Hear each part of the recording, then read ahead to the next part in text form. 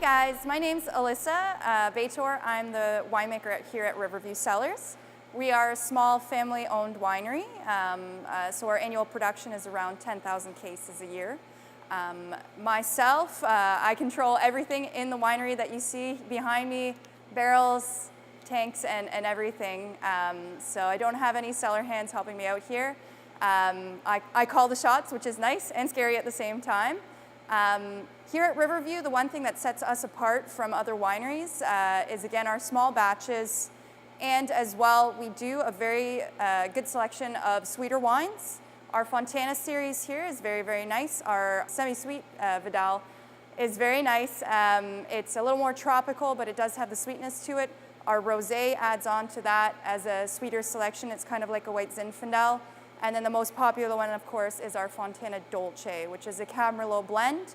And we naturally sweeten it with a little bit of our ice wine juice, which is very delicious, and it's a cult following. A lot of people tend to go for that, especially in the summertime. There's no oak aging to it, so it's just nice, light, and fruity.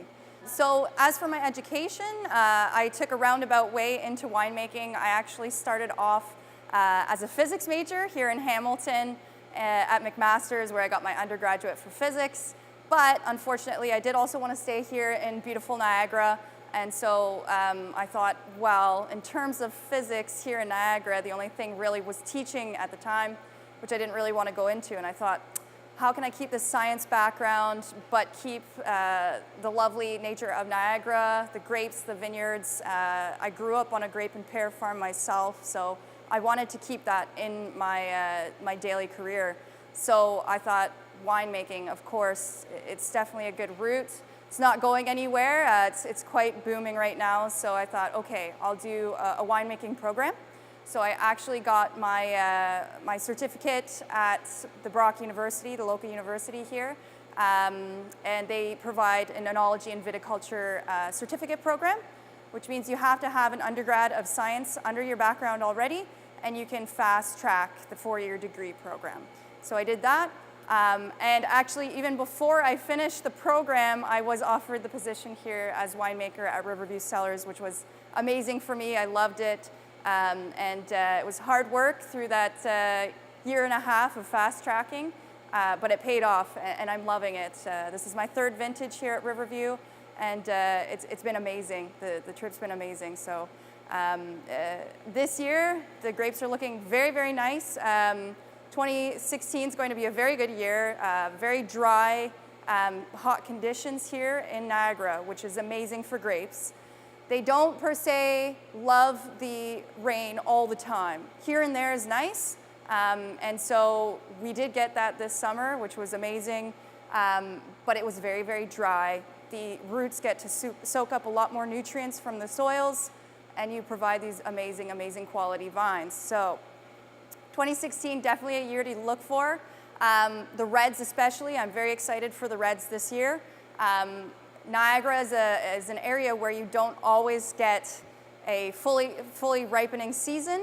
Cab Franc and Cab Sauv, you're always crossing your fingers at the end of the season in order to keep that the growth happening, because we're already getting a little bit of a scare of a frost this time of year.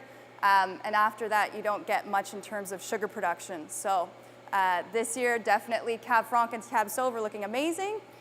No worries there, and so we're gonna look for some big reds coming from 2016. The one thing that I'm really loving this year, I've decided to go for a lot more of a cold fermentation style with my whites. So with that, when you drop the temperature of a fermentation down quite a lot lower, you end up stressing the yeast, but it gives these beautiful aromatics to the wines. They tend to break down a lot more of, let's say, a banana character, a pineapple character, peach character, and it locks into the wine a lot more. If you heat the wine up during fermentation a little more, you're losing aromatics as you're producing that wine. When you keep it cold, it stays nice in the wine, and you get this very, very aromatic white. So that's what I'm experimenting with this year. Riesling and Gewurztraminer are in tank right now, but they're smelling amazing. So I can't wait to see what the final fermentation, the aromatics look like for that. In terms of my physics background, yeah, I mean, there's a lot. I'd say there's a lot more in terms of the machinery around here that I can fix that has more to do with my physics background. But in terms of a fermentation, I find as well, it has a lot to do with cooking.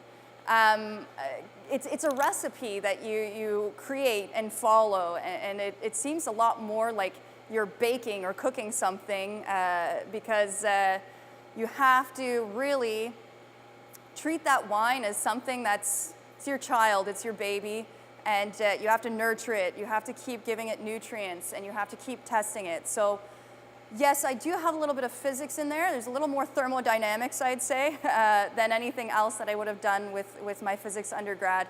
But through my physics undergrad, the most thing I've taken from it is accuracy and measuring completely, using my abilities of using a chem lab to actually monitor that fermentation quite closely, and to pinpoint certain areas that are uh-ohs or yay, that's great. So yeah, there's a lot of chemistry and biology in terms of fermentation, but definitely in terms of my physics undergrad, it is sampling, testing. That's my favorite thing to do. So yeah. I've gotten the question a lot. You're a woman. I thought I'd see an old man hobbling along with his walking stick in the winery here. But it's a very, very up and coming thing to see women in the industry, especially in winemaking. In the program at Brock University, we actually had around 75% women in the program at the time, and it's something that, I mean, women now are actually proven to smell and taste more than men. No push there, but it's true, and it's something that, especially this next generation, you do find that women are taking charge and saying, I can do this, I'm gonna try this out. So yeah, it's quite nice, it's quite fun. When it comes to wine tasting, the one thing, especially in my wine marketing course, that I understood very well is you have to look at your demographic. Predominantly, a lot of female drinkers are coming into the market. Younger generation are very high involvement, so they want to know a lot about the wines. I'm very, very much pushing towards having a lot of our chemistry facts on our labels themselves, so having the titratable acidity, the pH, and the sugar content at harvest. I find that a lot of people are looking towards knowing what product they're purchasing from the LCBO. It's very hard to tell just by packaging what you're getting in a bottle. So it's nice to have a little bit of extra information on that label so that people know what they're getting at the end of the day. When it comes to packaging, though, it does have a huge hit for us as well. If you have a label that is very, very bland, it's going to blend in with all the others. And so in terms of packaging as well, you really, really have to watch what your demographic's going to look at that wine and say, hey, that's a nice label. That's what I want to purchase off the shelf. So it's quite tricky. Marketing isn't my major, but I love the course. It's definitely necessary. Even when you're creating the wine, you don't want to make something that is good to your tastes. I love all types of wines, and when it comes to making them, producing the wines, you have to think not only, yes, this wine tastes good to me, but does it taste good to the people that are coming into my winery or are going to take it off the shelves in the LCBO? So that's a huge portion of the job. If you don't understand that, you could be making very nice wines that you think are very nice, but when it comes to who's going to purchase it at the end of the day, you might not be selling a lot of that wine because you've created it to your tastes, not to the people that are coming in to purchase them. In terms of what people want these days, I find there's kind of a half and half. We have two different generations that we have to cater to. For the generation ahead of myself, they're looking for something nice, but they're very, in general, looking for what they've always tried. The next generation coming up are looking for distinct wines. So something different, something distinct. The Gewurztraminer that we sell here in retail is very nice. I do a small batch of it, and the soils in the vineyard actually create a very, very intense lychee fruit taste and smell to it. It's a very large award winner for us, and it's got very, very distinct flavors. Same thing with Sauvignon Blanc. I find a lot more of the younger generation are going for Sauvignon Blanc, Gewurztraminers, these flavors that you don't usually have within a wine. Sauvignon Blanc gives you this passion fruit, mango, guava, very tropical nature, and this zip of acidity. It's very nice. And then the Gewurztraminer has this very mellow, lychee fruit smell and aromatic to it. So they're very distinct things that you don't actually think, hey, would that be in a wine sample? Not so much.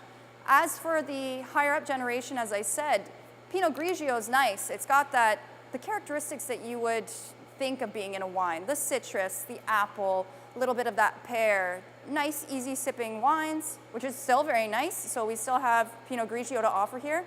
But I am starting to get more into these distinct wines of Gewurz, Sauvignon Blanc, other ones such as Syrah and Malbec. That, again, is not prevalent in the region here just because of the growing conditions that we get. But they are grapes that are sought after because they're very rare. Syrah, you tend to get this very fresh cracked pepper sense to the wine, a little bit of darker berry to it. And again, these distinct flavors are what really catch the new generation, I find. So where we're situated on the Niagara River here, we are still part of the Niagara sub-appellation, Niagara River sub-appellation. We are not considered St. David's. We're a little closer to Niagara on the Lake. With that said, we are a small batch here, so almost 100% of the grapes that come in here are from the plot right to the side of the winery here. We have around 22 acres on the property, and that provides pretty much all of the 10,000 cases. However, since the market is looking for these new varietals, such as Syrah, Malbec, Pinot Noir, those ones we actually get from around the corner. So that one is VQA, those three are VQA Niagara on the Lake, just because it's a little further in here. It's a different sub-appellation, but majority what you'll see on our bottles is VQA Niagara River. In terms of Cab Franc, yes, it's becoming quite a large and popular varietal to have on its own. Cab Franc has been growing here for years, but people haven't really thought, hey, let's put that as a single varietal. Everything in terms of Cab Franc, they've always just blended it away. It was one of those blending grapes for a Bordeaux blend. The three major grapes that you'll see are Cabernet Sauvignon, Cabernet Franc, and Merlot. And Cab Franc, again, just probably used in a Meritage or whatever you'd call it, Bordeaux blend. But in terms of a single varietal wine, it is very delicious. You get this dark berries, baking spice type of flavor, and it takes in the oak quite well. You get this nice vanilla character, as well I do at least. I tend to age in French oak, which does give you this very smooth, velvety vanilla character afterwards. So I do tend to really like single varietal Cab Francs, and hopefully you guys can try some now that you've heard about it too. So hopefully you've taken a lot of my information into consideration today. Hope to see some of you down at the winery. We are right here along the Niagara River, just down from Inniskillen on the Niagara Parkway. And I hope you've enjoyed what I've had to say today.